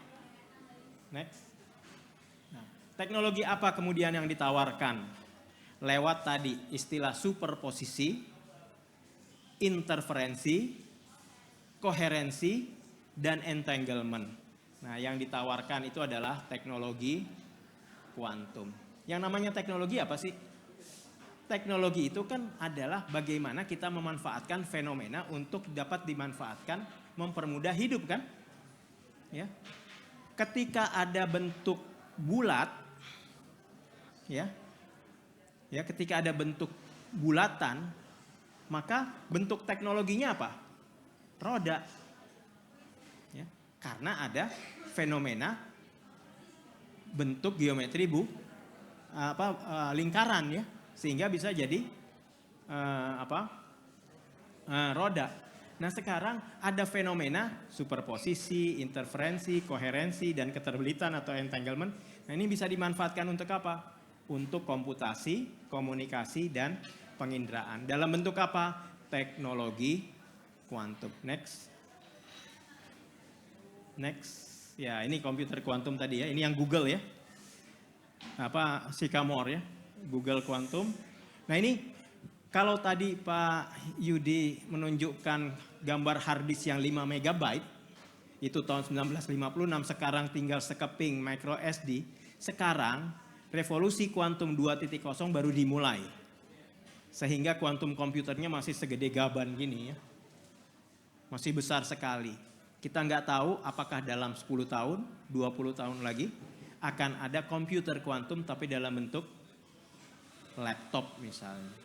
Tapi ingat, komputer kuantum tidak pernah menggantikan komputer biasa. Ya, komputer kuantum hanya melengkapi apa yang tidak bisa dilakukan oleh komputer konvensional. Ya, jadi jangan harapkan nanti kita nonton video pakai komputer kuantum. Ya, bukan itu tujuannya. Lanjut. Kemudian komunikasi kuantum. Nah, komunikasi kuantum sekarang sudah dilakukan ya. Ya, lewat teknik kriptografi dan yang lain sebagainya. Ya, ini kalau nggak salah Pak Suryadi bidangnya ya. Untuk kuantum komunikasi ini. Jadi komunikasi ini mustahil untuk diretas. Mustahil untuk di cloning. Ya, jadi hacker nggak akan bisa. Kok yakin benar hacker tidak akan bisa? Iya, karena di-prevent oleh alam. Alam tidak akan memberikan izin seseorang meretas kalau dia berkomunikasi secara kuantum. Next. Nah, yang kemudian ini adalah quantum MRI kuantum untuk penginderaan.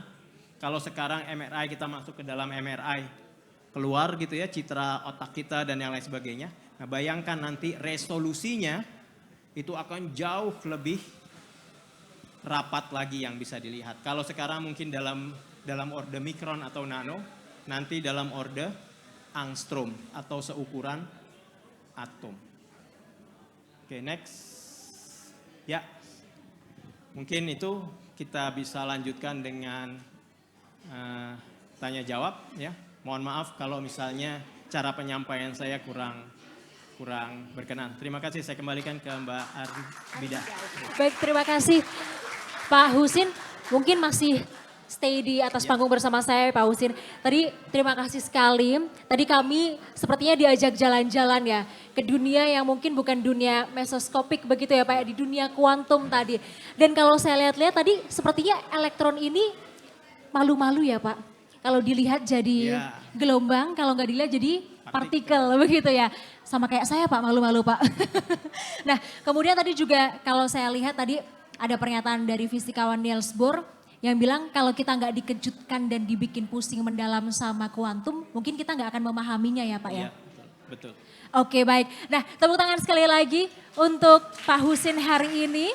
Dan mungkin kita juga akan mengundang kembali begitu ya Pak Yudi untuk ke atas panggung. Kita akan melanjutkan terkait dengan tanya jawab hari ini. Nah sudah ada dua narasumber hebat nih ya Bapak. Bapak yang ada di sini. Disiapkan pertanyaannya mungkin dari teman-teman mahasiswa sudah menyiapkan pertanyaan terbaiknya. Nanti mungkin kita juga akan mendalami ya Pak ya pertanyaan-pertanyaan hari ini yang mungkin terkait dengan SDM-nya, implikasi aplikasinya begitu ya Pak ya. Dan juga mungkin bakal ada pertanyaan-pertanyaan out of the box. Siap-siap ya Bapak ya. Oke, dalam sesi tanya jawab kali ini kami juga akan senang sekali karena ada pakar kuantum muda dari kampus lain. Kami persilakan Dr. Adam Badra Cahaya, Bachelor of Science, Master of Science. Beliau ini adalah dosen MIPA UI sekaligus ketua kelompok riset fisika kuantum magnetik dan ionik. Dan Mas Adam ini akan membantu kita semua mengupas lagi kuantum lebih dalam lagi. Boleh tepuk tangan sekali lagi?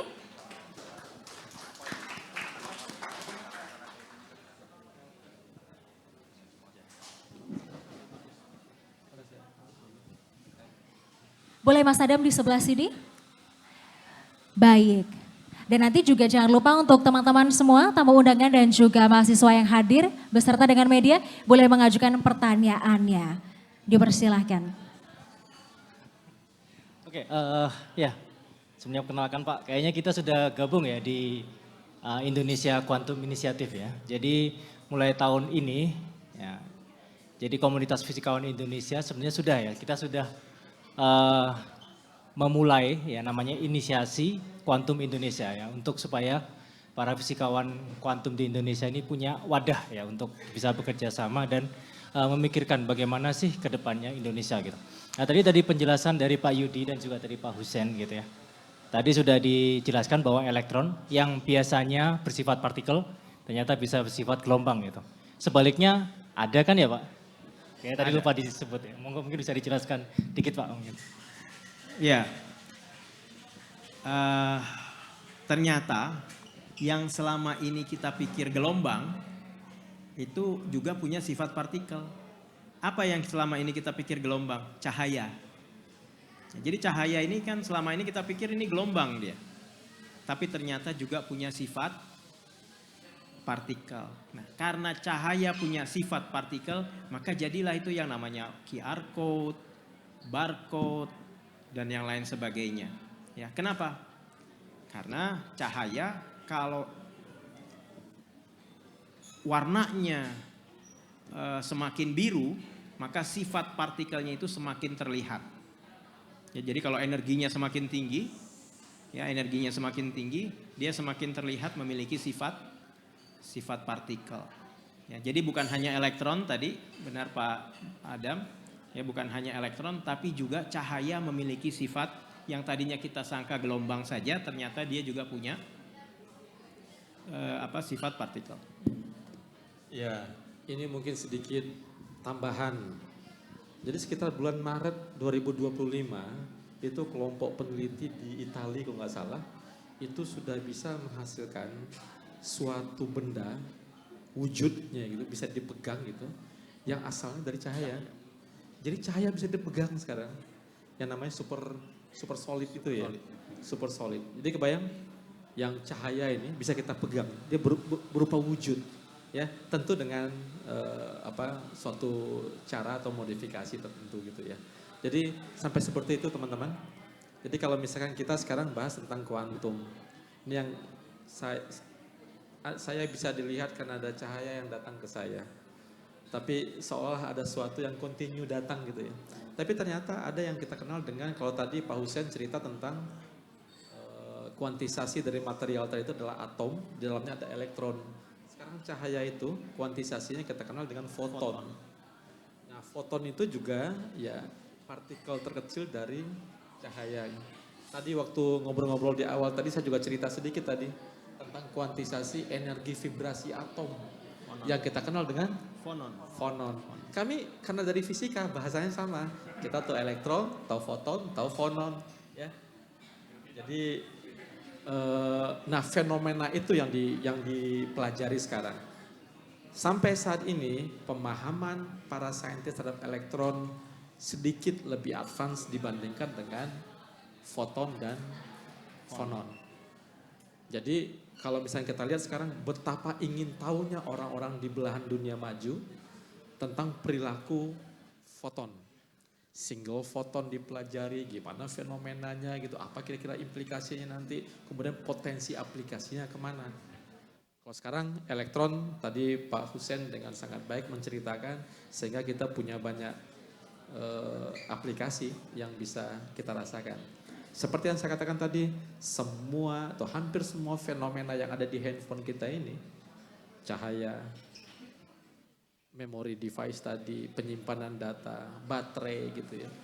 Itu tuh karena kita sudah mulai paham ya tentang rahasia-rahasia elektron.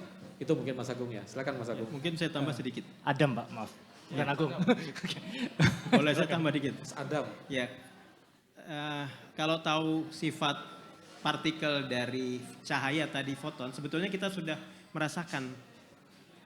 Ya, kalau kita masuk mall, itu pintunya kan otomatis ya. Ya, itu kenapa dia bisa otomatis? Karena ada cahaya yang terhalang, ya, sehingga ada material yang namanya diode, fotodiode, itu yang tidak mendapatkan cahaya. Sehingga kemudian dia menghasilkan, mungkin Pak Adam bisa ini kan, apakah, ya betul ya dia terhalang ya. Kalau kita masuk mall, terhalang cahayanya sehingga itu akan men-trigger listrik dan akan membuka pintu switching. Ya. Nah itu contoh dari pemanfaatan sifat partikel dari cahaya. Ya, jadi di dunia kuantum gitu ya, partikel bisa bersifat gelombang, ya gelombang juga bisa bersifat partikel. Jadi banyak hal yang kita bisa manfaatkan kuantum ya. Contohnya adalah sensor tadi ya, dibilang diode ya bisa bersifat sebagai sensor atau bisa bersifat sebagai sebuah device gitu ya, device untuk meng-switch on atau off. Mungkin dari mahasiswa, adik-adik mahasiswa apakah ada pertanyaan? Oke, silakan. Mbak, Oke, ini, boleh di ujung sana sebentar kami akan datangi. Sudah ada. Dari mana? Mahasiswa mana? Oke, cek. Terima kasih.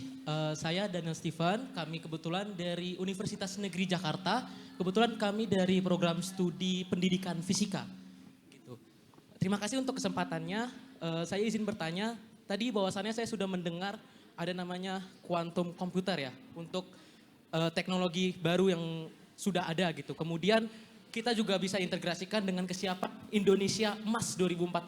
Aku tertarik banget bagaimana Indonesia sendiri mengintegrasikan produk tadi, teknologi baru tadi ke dalam negeri kita? Apakah baik dari segi ketersediaannya, sumber dayanya maupun kualitas sumber daya manusia maupun tenaga pendidik, penelitinya itu bagaimana? Karena bahwasannya tadi sudah disampaikan juga ada yang namanya komunitas di Indonesia yang sudah mulai membahas hal ini. Apakah Indonesia segera akan mengintegrasikan teknologi tadi, kuantum tadi ke dalam pendidikan maupun penelitian kita? Atau mungkin bahasanya Indonesia menunggu negara lain dulu sehingga Indonesia terkesan menjadi konsumen teknologi bukan sebuah produsen. Kurang lebih itu. Jadi kita dari teman-teman pendidikan mau tahu nih terkait tentang kuantum komputer tadi. Gitu. Terima kasih, itu saja dari saya. Oke, terima kasih Daniel Steven. Monggo, Bapak-bapak. Baik Pak, silakan siapa dulu yang mau jawab? Oke, mungkin ya saya dulu jawab kali ya. Ya, jadi kalau tadi saya sebutkan revolusi kuantum 2.0, ya quantum revolution 2.0 itu baru saja mulai, relatif baru saja mulai. Ya, berarti kita masih ada kesempatan untuk turut serta dalam gegap gempitanya revolusi kuantum 2.0 ini. Ya, tentu pilihan ada di kita. Ya, apakah kita mau ikut atau kita mau kembali tertinggal seperti di revolusi kuantum 1.0. Ya.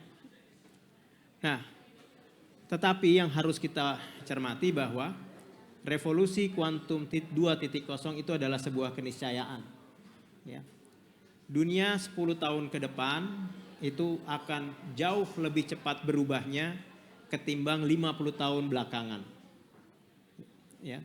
Dan kalau kita tidak cepat bertindak, kita tidak cepat mengkonsolidasikan diri, kita tidak cepat berorkestrasi sebagai sebuah bangsa, maka kemungkinan kita akan kembali tertinggal.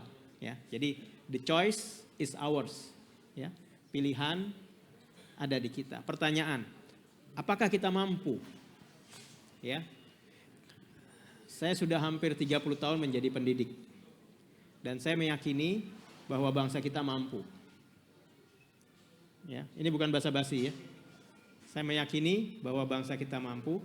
Tinggal pertanyaannya, apakah ada political will? Apakah ada semangat? Apakah ada motivasi untuk mengembangkannya? Di kuantum ya, ada suatu efek yang namanya efek tunneling atau efek terobosan. Ya, apa artinya efek terobosan? Kalau saya bisa lompat 1 meter, maka secara kuantum saya bisa lompat 100 meter. Jadi meskipun energi saya kecil, tapi saya bisa melampaui penghalang yang energinya lebih besar. Itu efek terobosan di dalam kuantum. Nah, saya makanya menghargai sekali ini tadi Medcom memberikan judulnya Spirit of Quantum. Ya, karena kuantum itu memberikan optimisme. Meskipun kita sekarang relatif tertinggal, ya, energinya kurang, tapi kita punya kesempatan untuk melompat jauh ke depan. Ya. Nah, kalau ditanya apa modalnya? Itu kan? Nah, ada satu yang kita sering lupakan, bahwa bangsa kita punya karakter gotong royong.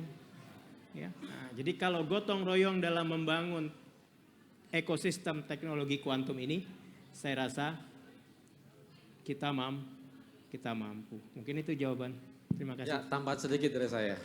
Ini mumpung yang aja yang muda-muda. Jadi kami nunggu partisipasi semua, terutama mahasiswa, untuk mau berkontribusi dan berpartisipasi mendalami fenomena kuantum ini, quantum science dan quantum technology.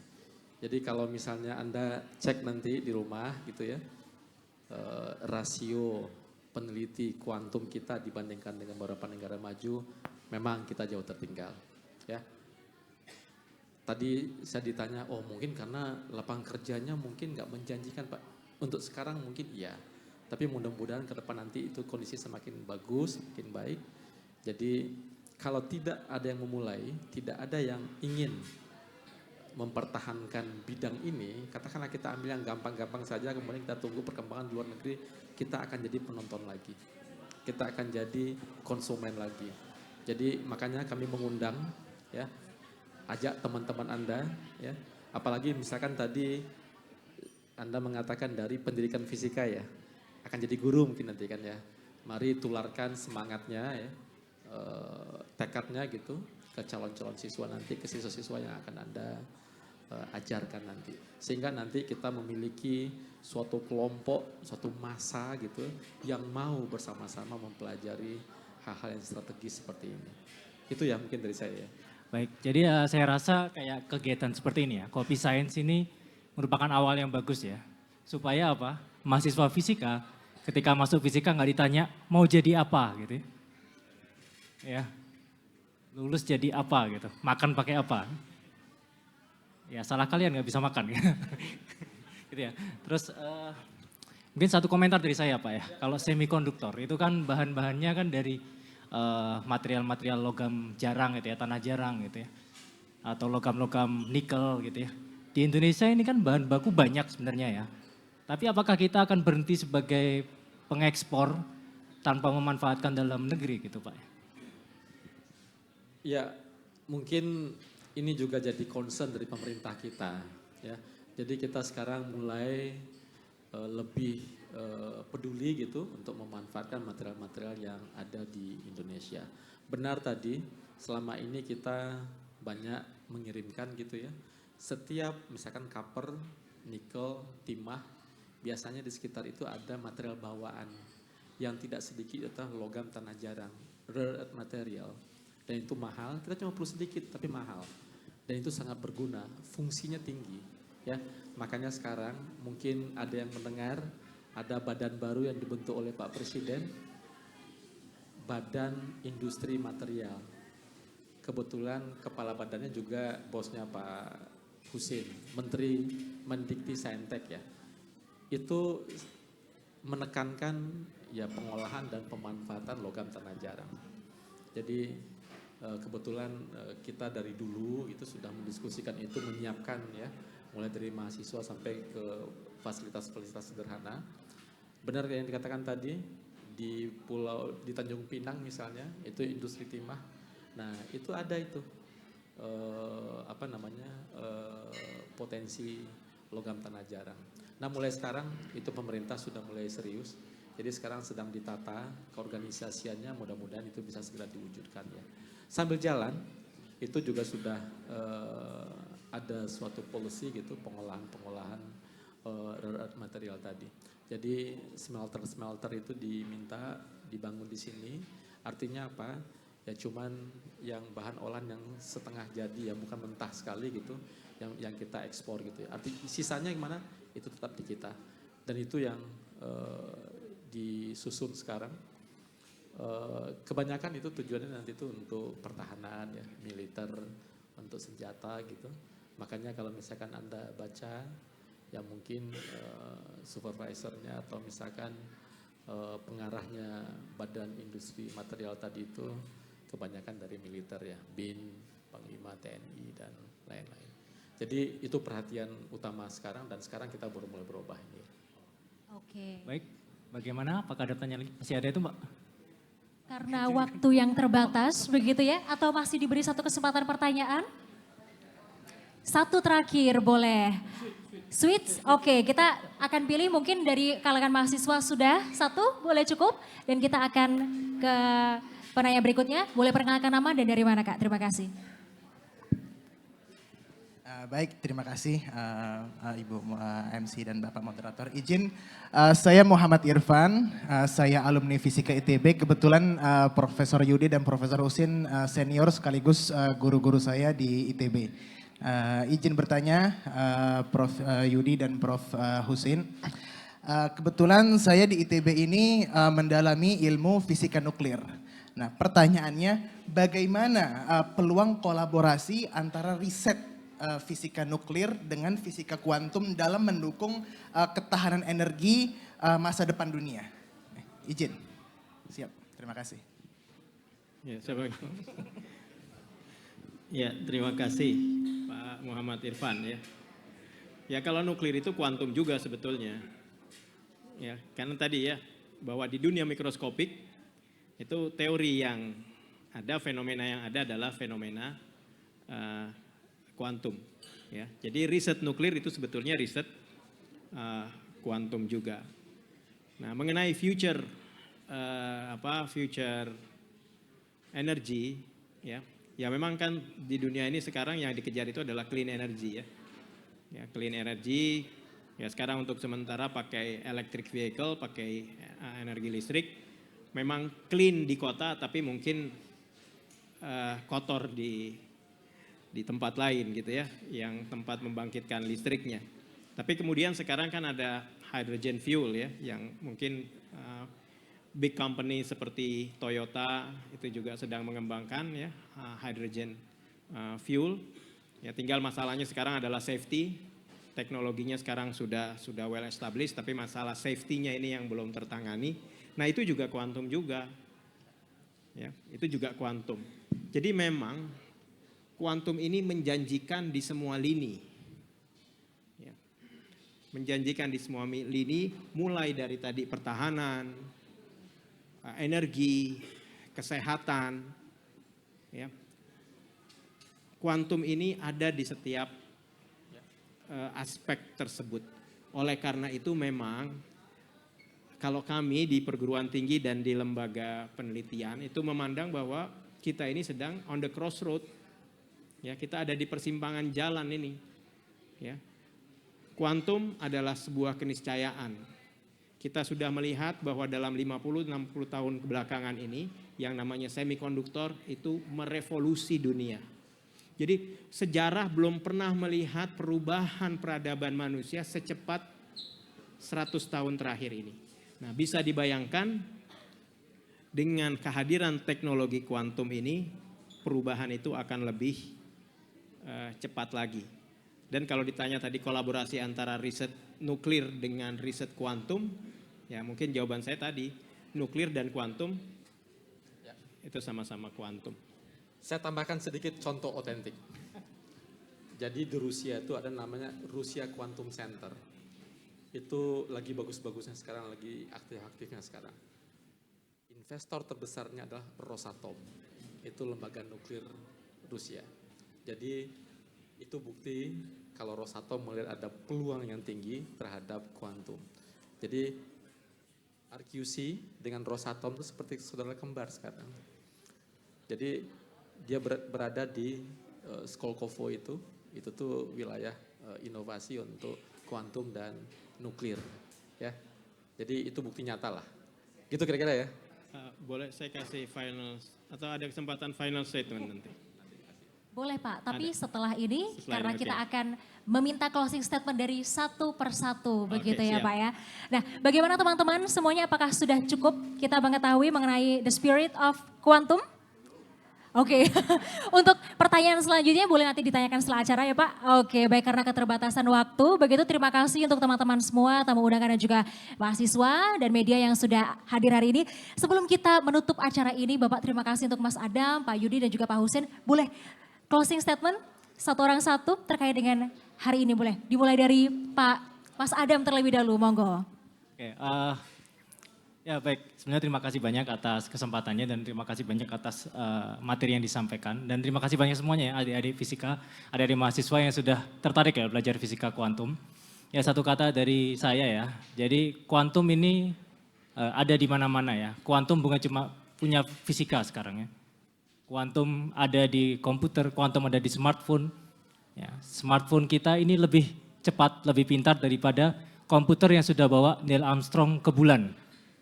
Jadi pilihan mas-mas, mbak-mbak sekalian, adik-adik, kakak-kakak sekalian, apakah mau kalah pinter dari smartphone? Maukah kalah pinter dengan negara tetangga? Ataukah mau terlibat lebih aktif?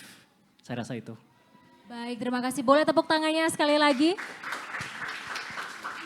Oke, selanjutnya boleh dari Bapak Husin untuk closing Ya, statement-nya. terima kasih.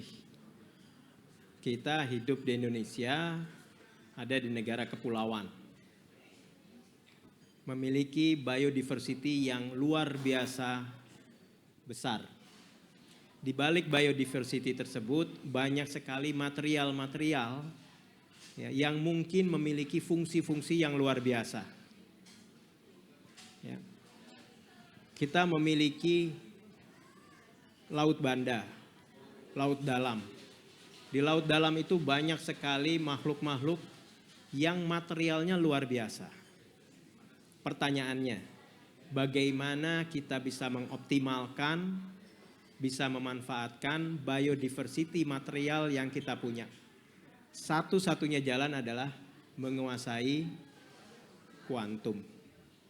Nah, jadi kalau kita mau bersyukur atas karunia Tuhan yang Maha Esa pada bangsa kita, maka satu-satunya jalan kita menguasai kuantum. Baik fisika kuantum, kimia kuantum, biologi kuantum, dan yang tadi kita bahas, teknologi kuantum. Ya, mungkin ya, menguasai tersebut adalah bagian dari rasa syukur kita atas karunia yang diberikan oleh Tuhan.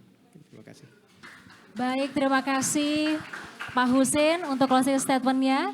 Selanjutnya kita persilakan kepada Pak Yudi. Baik, terima kasih. Tentang kuantum sudah diulas oleh Mas Adam dan Pak Husin. Beberapa waktu lalu saya dikirimin cerita oleh Mas Yogi.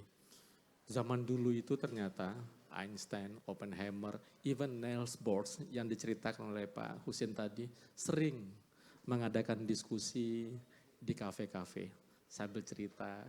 Nggak mengharapkan banyak orang untuk datang. Minimal dia bisa mengungkapkan apa yang dia temukan. Dia bisa mengungkapkan apa yang dia pikirkan. Itulah yang ingin kita capai pada pertemuan-pertemuan hari ini. Semoga kegiatan ini bisa benar-benar mendekatkan sesuatu yang tadinya ada di ruang kelas, sesuatu yang tadinya ada di laboratorium, bisa kita bincangkan di ruang-ruang publik seperti kafe seperti ini. Jadi dalam keadaan santai, mudah-mudahan pikiran kita masih rileks, masih bisa menerima hal-hal yang baru dengan lebih mudah. Semoga ke depan akan banyak lagi kegiatan seperti ini dan kami mengundang partisipasi mahasiswa, dosen, guru, publik, masyarakat untuk lebih banyak lagi berpartisipasi dan berkontribusi ke acara-acara seperti ini. Kami mengundang bapak-bapak, ibu-ibu, teman-teman yang ada di sini untuk juga mau mengadakan acara-acara ini dimanapun Bapak, Ibu, dan teman-teman berada. Untuk adik-adik mahasiswa di kantin kampus silakan buat diskusi tentang sains. Untuk teman-teman dosen buatlah mungkin di perpustakaan atau di ruang-ruang publik yang ada di kampus. Untuk teman-teman di publik ini kafe, restoran, atau museum gitu, itu kita jadikan sebagai ruang publik untuk membincangkan sains. Sehingga literasi saintek masyarakat kita itu bisa segera meningkat dan diskusi dengan teman-teman yang lebih dahulu tahu itu bisa berimbang. Sehingga ikatan engagement antara masyarakat, antara publik dengan saintisnya itu semakin baik. Itu mungkin harapan saya. Selagi terima kasih atas partisipasi dan arrangement yang bagus. Semoga harapan kita untuk meningkatkan dan mencapai citizen science, masyarakat yang lebih rasional, itu bisa kita wujudkan dalam waktu yang lebih cepat. Demikian dari saya, terima kasih. Assalamualaikum. Baik, terima kasih Pak Yudi. Sekali lagi tepuk tangannya. Wah, tentunya segala harapan terkait dengan meningkatnya sumber daya manusia generasi saintek ini bisa terkabul ya Bapak-Bapak semuanya hari ini. Dan itu tadi acara Kopi Science, The Spirit of Quantum. Kita akan ajak berdiri bersama-sama dan kita akan panggil pemretmedcom.id, Bapak Firdaus. Untuk kita selanjutnya adalah acara foto bersama, begitu ya Bapak-Bapak, dipersilakan. Sebelum kita foto bersama, kita akan membagikan cindera mata dari medcom.id untuk para narasumber, pemantik dan juga panelis hari ini. Baik, selanjutnya kita akan melaksanakan foto bersama terlebih dahulu. Mungkin lebih rekat lagi Pak. Oke.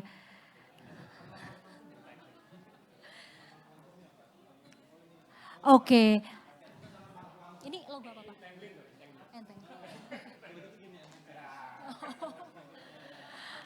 Oke boleh. Kamera sudah siap? Oke baik. Oke sekali lagi. 3, 2, 1. Ada gaya lain Pak mungkin? Ditambah? Oh, oke siap. Terima kasih dan selanjutnya kita akan foto bersama dengan audiens hari ini Pak. Kita akan selfie bersama. Ya betul, mungkin teman-teman yang ada di kursi kita bisa foto bersama di sini. Nanti untuk para narasumber dan juga panelis ada di atas panggung, kemudian teman-teman yang lainnya ada di bawah begini ya. Agar terlihat semua begitu.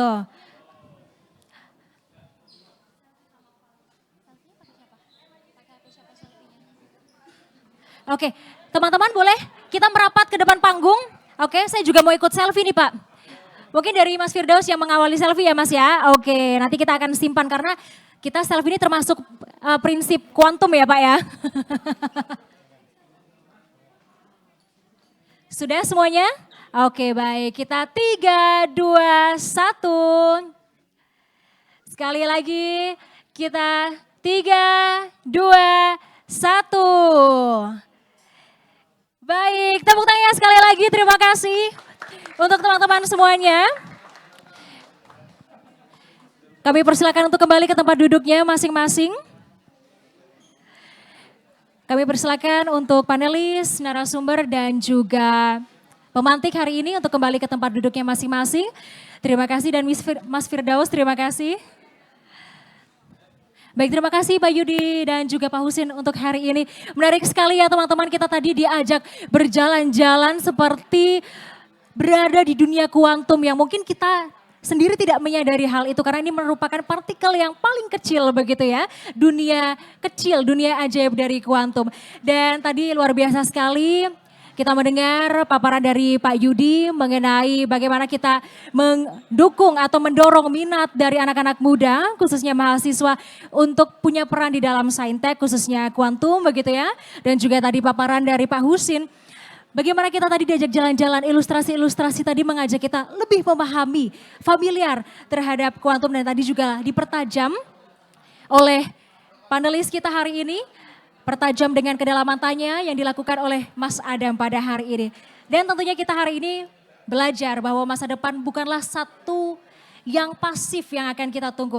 Tapi tentunya menjadi momentum yang kita bangun bersama-sama, mulai dari kebijakan, mulai dari riset di laboratorium, mulai dari ruang-ruang diskusi kecil seperti ini yang tadi diharapkan oleh Pak Yudi, akan ada ruang-ruang diskusi kecil yang dilakukan oleh fisikawan pada masa lalu di kafe, di sekolah dan lain sebagainya dan semoga harapan ini terwujud untuk menghasilkan SDM unggul generasi saintek yang tadi diharapkan. Dan kami ucapkan terima kasih kepada narasumber, panelis, pemantik hari ini. Dan juga kepada teman-teman yang tadi bertanya, kepada Kak Irfan dan juga Daniel Steven menanyakan hari ini. Dan juga kepada tamu undangan, media, dan juga teman-teman mahasiswa dari beragam kampus yang bermitra dengan beasiswa OSC hari ini. Terima kasih sudah hadir, ini adalah waktu yang sangat berharga. Jangan lupa untuk tayangan hari ini Kopi Science, The Spirit of Quantum akan ditayangkan kembali ke akun YouTube medcom.id. Saya Arbi Danila, pamit undur diri, mohon maaf jika ada salah kata dan perbuatan. Sampai jumpa semuanya.